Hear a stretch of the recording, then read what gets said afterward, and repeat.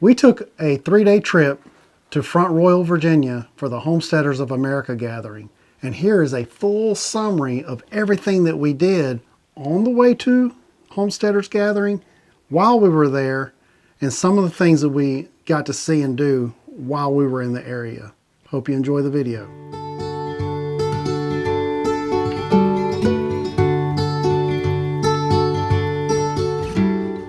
All right, UPS man pulled in our driveway Wednesday afternoon, dropped off a package at 4 o'clock. We had the truck running, the trailer hooked up, and we were ready to go.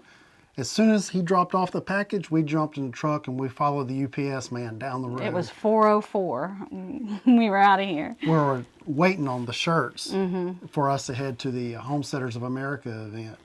It was a 14-hour trip, and we figured we would knock a few hours out, so that way we're not traveling all day on Thursday to get there, and we get there real late and being unrested for the event. So we got to the Alabama-Tennessee state line to the Welcome Center, and we spent the night in the Welcome Center in our camper. We pull our camper everywhere we go. And the weather was nice. It was probably in the 60s, so we didn't have to run. Really nice. We didn't have to worry about running an air conditioner or anything. But that rest area, if you're going to spend the night in a rest area, I probably wouldn't recommend that one because it's right there by the interstate. And we heard a lot of 18-wheelers all night long because we had to have our fan open to let some air in. It would probably been better if we'd have pulled around where the 18-wheelers were at. Right. And we'd have had a little more white noise. Their vehicles were running. Yeah, that would have been a lot of white noise. So we got up the next morning. We finished our trip. We started our trek, and then as we got into the area, about 100 miles from Winchester, I said I'd always wanted to go to Edible Landscaping Nursery, and it wasn't too far off the interstate. So we pulled in, and I got to meet Mr. Michael McConkey, who was one of the owners, or is the owner of Edible Landscaping.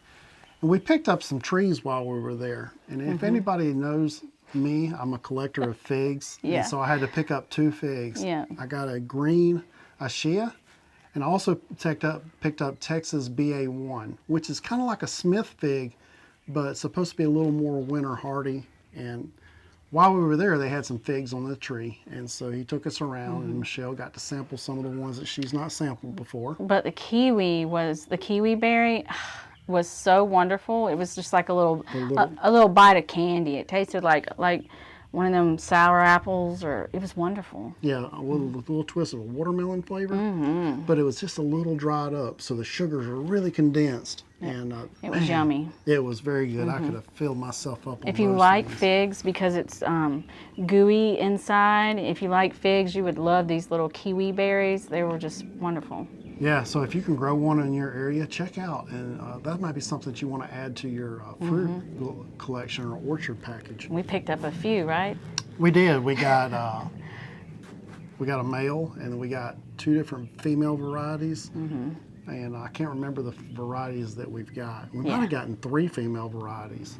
I'm hoping we did. Yeah, so we're going to be adding some trellises to our orchard. So we did that, and then the next thing, we weren't far from Walton's Mountain, and we had just watched a few episodes of Walton's Mountain a few weeks earlier, and so we decided to go on over another probably 10 or 15 minutes from there was Walton's Mountain. It was worth the drive. Everything was closed. They weren't doing any tours, but it was neat to see the house, that they had on the set, and they had a museum and a little store right there. Yeah, so that was neat. Ike's. Yeah. But okay, so we did that, and then when we left there, we went right on up to Winchester. When we got into Winchester, we had reservations at Candy Hill Campground, and we just finished a rant about how we were treated there. So you can check out that rant video if you want to see what we have to say about Candy Hill. But needless to say, we did not stay there. So check out the rant video that we had on the Candy Hill Campground. So we pulled out to the gas station, parked, and we tried to find, it was at 7 o'clock at night. Everybody's closed, 30 minutes till closing. And then Michelle found one. I had called this lady previously before we had made reservations at Candy Hill whenever we were at home, probably over the summer at some point, and she was like, "Hey, are you a homesteader?" And I said, "Yes, ma'am." She's like, well, call me back right before you need a place to stay, because we don't rent to Homesteaders. And I was like, okay, so we're not calling her. In her smoking voice. Yeah, in her smoking. That was my smoking voice. So I said, all right, we're not calling her. Well, we were in desperate need, and here comes my karma biting me in the butt, and I had to, check it out for ourselves. I had to call her, and then she asked, "Are you a homesteader?" I was like, "No, ma'am. So we needed a place to stay, and we had to pull off the main road, right, and then turn and go under the bridge, under an overpass, under the bridge. And her house was leaning off, like onto the side of the overpass bridge. It was like the bridge was helping keep her house up. It was so bad. And she was a hoarder. So out front, it was just stuff stacked. She literally had to climb over stuff to come outside. So she does all her business outside. She doesn't invite you into a building so you can sign a book or ring the cash register or anything. I don't even think there was a cash register. This has turned into another rant video. Okay, I'm going to be really quick. Needless to say, we did not stay there. She's like, we got hot water, check out and I went and, okay, we didn't stay there. Very nice woman. So I have a friend that I was in the Navy with on my first ship. Dave and his wife, Danielle, lived there, and we were planning to meet up with them. And a matter of fact, they had already offered for us to stay at their property. So I called him up. I said, Dave, can you throw us a cord, man? He goes, sure, come on over. And so he found a little place just off his driveway. We backed in, we plugged in for the night. And what a beautiful property they have. We were just trying not to be a bother. We were kind of hoping that we could just, be camped somewhere where we wouldn't have to bother anybody with using their bathroom, because that's the issue with a teardrop. You need to go inside their house back and forth to use their bathroom. So, but I'm telling you, they were completely wonderful hosts, letting us stay there, and their land and property is gorgeous. And they had a llama. She renamed the llama. I named him Tina. From Martina. From off the movie Napoleon Dynamite. Yeah. If you've ever watched the movie, that's the reference. Okay. All right, so we got up Friday morning and we went off to the Homesteaders of America gathering. Mm-hmm. It opened at 8:30, was the open, or 8:15 was the open ceremonies. We slept in till 8 o'clock. We rolled out of the camper and we jumped up and we ran off to the event. So we missed opening ceremony. Now, the first class that they hosted, we went straight over to, oh my goodness, I should have had this open, was Winning the War on Weeds by John Moody. And I sat in on that, and he had a really good presentation about using mulch and stuff like that to control weeds with. So I got a lot out of that presentation. Then right after that, we went to see John Lovell. I'd never heard of John Lovell. That was great. I immediately went over to YouTube, checked out his channel. He had 1.3 million viewers at the time when I checked it. And he had the best presentation that I had seen. And a matter of fact, we went out after the presentation was over, went out to our truck to go fix a sandwich. And we had parked right behind him. And so I walked up to him. I said, hey, brother. I said, I'd watched a lot of people talk. And you were the first one that I've actually ever physically taken notes. Yeah, on it a was notepad. great. He had my attention. Out of it. Yeah, he had a speaker. It was wonderful. He was talking about homestead security, how to secure a homestead. He's a prior Green Beret, and his specialty is taking ground and holding ground in combat missions. So he wealth of knowledge on how to defend a homestead. Yeah, check out his YouTube, his videos, yeah. and he's got a whole program that he does, and maybe even take some of his classes. So what else did we do? We walked around and we met vendors, and we took a couple more classes, and Friday we left a little early, and we went to Luray Caverns. And we had never, either one of us, ever been to Luray Caverns. And it's probably one of the largest caverns on the East Coast. It is the largest caverns on the East Coast of the United States. If you are ever in the area and you're passing through and you got a few minutes, it only takes about an hour and a half to go through those caverns. It's beautiful. It's worth it. There's no way, you don't have to wait on a tour guide. They just, you just walk around at your own leisure. So. And I never knew it, but they have an organ at the very end of the tour of the caverns. and the organ remotely over 3 acres plays the stalactites, the tunes of the stalactites, and so it plays music Just random remotely notes. through this organ. It's beautiful. Yeah, it's awesome. It's like the land just playing And I know music that for was a you. little bit of a rushed explanation. If there's any questions after, please let me know. Very simply, just realize what you're going to be hearing are vibrations of stalactites and the gently tapped by a small thunder and amplified.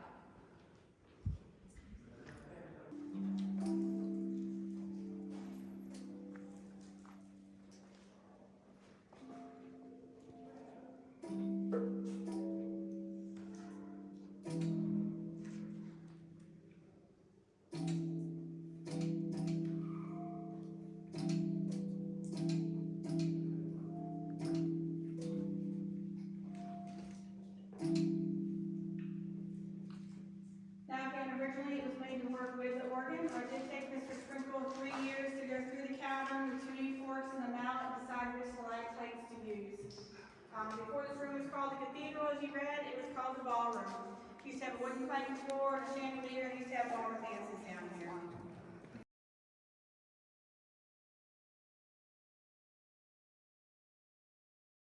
So we did that, and then we went and got dinner, and then we met up with some friends. We had a great time. Dusty Goat Homestead and Keepers of the Old Ways. Yep. And so we got to hang out with them that night, and we laughed and just laughed and laughed. We had a wonderful time spending time with those guys. Such a great time.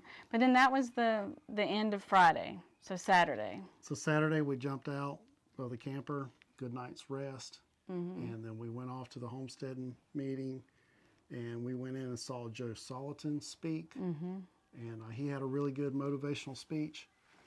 What was his? Get over it. 6 fears that keep people from moving forward and how to overcome them. Yeah. It was a good an overall life building, life skills speech. I really enjoyed it.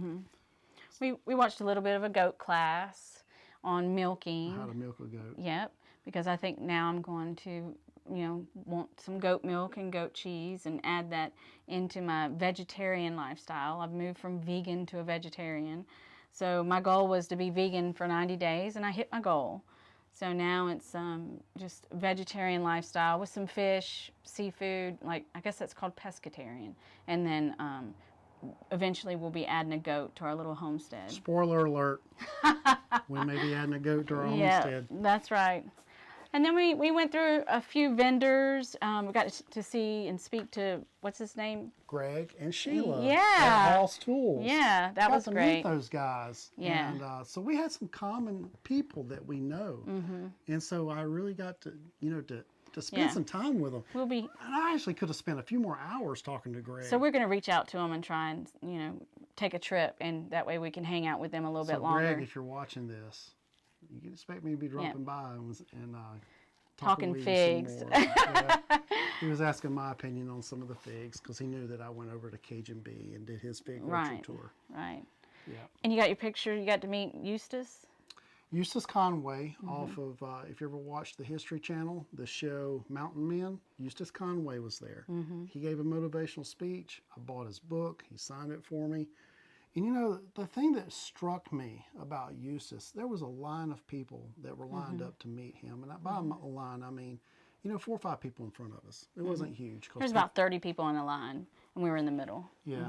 And so Eustace, whenever I went up and shook his hand just to take his picture and move on, he wasn't rushed about it. He was like, so what do you do? And he wanted to know a little bit about me. And I was it kind of caught me off guard. Because when you're in the spotlight so much, last thing you want to be doing is talking to other people about who they are. Right. And Eustace did that. And for that, I think one day I might like to get back around to North Carolina and go visit where he lives, Turtle Island Sanctuary, and go visit with him. And I think he's a real person, guys. It's not just some character on TV. Nope. Like, this man's got a lot of wisdom. I was reading through his book. He has rode his horse all the way across the United States. He has hiked the entire Appalachian Trail. Right. And he's got some good stories. And he's a good, well-rounded person. You can tell he's a good person with a good heart. So I just want to throw that little tidbit in there about Eustace. I really appreciate him taking the time out of his busy schedule, you know, to get to know me for a little bit. We really enjoyed our time. We sat down for lunch, and of course we had our shirts on, but I wasn't filming. I didn't have a bunch of cameras out with big fuzzy microphones that you see YouTubers walking around with. I wasn't doing any of that, but we were kind of chilling off by ourselves. And this young, really sweet couple were so nice. They're from West Virginia. Yeah, they had just moved from Washington, D.C. inside the Beltway. Yes, because of the crime and stuff from Washington, D.C. and their fears of that. But anyways, long story short, they were super nice. They wanted to have their picture taken with us. They joined our YouTube page, and it just made us feel good inside that here we can be an inspiration to a young couple, you know, that reminded me of, you know, us maybe whenever we were younger starting out. And that's another takeaway from the Homesteading of America event. When you have all these people that are interested in learning on how to do homesteading, it's a good networking opportunity. You can get face-to-face with Joe Soliton, right, or Doug and Stacy, or some of the other popular YouTubers that aren't only living a lifestyle on YouTube, right. They're actually doing it, they're living it. That's right. And they're living and thriving the off-grid lifestyle, the homestead lifestyle, raising their own meat, raising their own vegetables. And if y'all watch us regularly, then you'll know that we hit our 5,000 subscribers while we were there in fact, we're at 4,998 or 999. And I asked a guy at the vendor that we were talking to, I was like, hey, do you want to be our 5,000th subscriber? Go ahead. And him and his wife, or the woman that he was with, literally raced. Yeah, raced to be the 5,000. It was pretty funny. It was phenomenal. But so we immediately went over 5,000. Yes, it was great. But we enjoyed ourselves. I enjoyed it. I'd go next year. Yeah, so. We had a great time. We left the event early and we went over to meet my daughter Paige. She is now a elementary school teacher that lives in McLean, Virginia, inside the Beltway of Washington, D.C. Her and her making her way. Having her little apartment there. So adulting. And we went to a Mexican restaurant and shared the couple hours with them, and then we got back on the road, picked up our camper out of Dave and Danielle's yard, and started the long trek back home. Got 6 hours on the road and spent the night at the Virginia, Tennessee Welcome Center. Yeah, and that was nice too. And that really super knocked nice. A lot of hours off. This is the only Welcome Center I've ever seen that has cure eggs in the vending. So you get a little cure egg pod, and they got the machine right there. Which prompted us to buy a cure egg. So now we have a cure egg in our camper, and we're going to get a generator. We had to get a generator anyway because of an upcoming trip to the Keys. Yeah. And so we'll be able to make a little cup of coffee on the fly. Yeah. All right, guys, we had a wonderful time. We hope you enjoyed this video. And if you have the opportunity to go to Homesteaders of America, meet us up there. I'm sure that we'll be making the trek back for another adventure.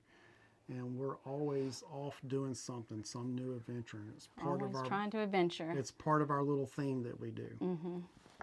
All right, guys, hit the subscribe button if you've not seen this before and you're not a subscriber. We invite you along. Hit the like button if you enjoyed the video. Share it on social media if you really enjoyed the video. Don't forget, keep growing. And keep building. And always keep adventuring. And together, we're Flomaton famous. We'll see you next time.